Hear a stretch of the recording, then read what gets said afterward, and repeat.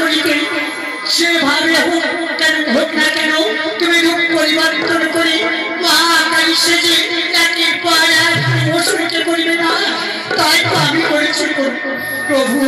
একই পার্বতী, এখন যে মহাকালী রূপ তুমি ধারণ করেছ, এই মহাকালীকে কি করে সান্ত্বনা করবো?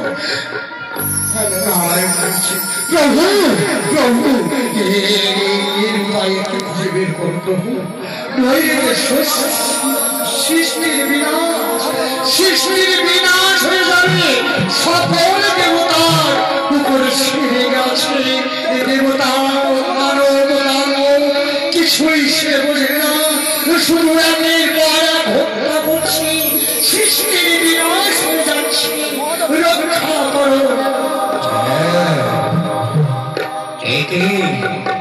দেবশ্রী নারায়ণ নারায়ণ প্রভু, আর কি বলবো, আর কি বলবো?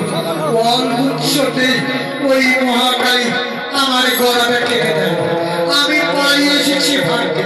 নারায়ণ, এই সৃষ্টির বিনাশ এখন একটি উপায় খুঁজে বের করুন প্রভু, একটি উপায়, ও তুমি ছাড়া আর এই উপায় কেউ করতে পারবে না। কি করে সম্ভব? আমি তো কিছুই বুঝতে পারছি না। তাই তো পার্বতীকে আমি নিজেই মহাকালী রূপ ধারণ করতে বলেছিলাম, তাই তো সেই মহাকালী রূপ ধারণ করে হাজার হাজার অসুরকে করেছি হত্যা। এখন আমি কি করবো? একমাত্র আপনার কাছে আছে উপায়। ঠিক আছে, এবার দেবতাগণ তোমরা একটু শান্ত হও, আমি একটি উপায় খুঁজে বের করবো। যেভাবে হোক না কেন ওই পার্বতীকে করিব আমি সান্ত্বনা, ওই মহাকালীকে করিব সান্ত্বনা।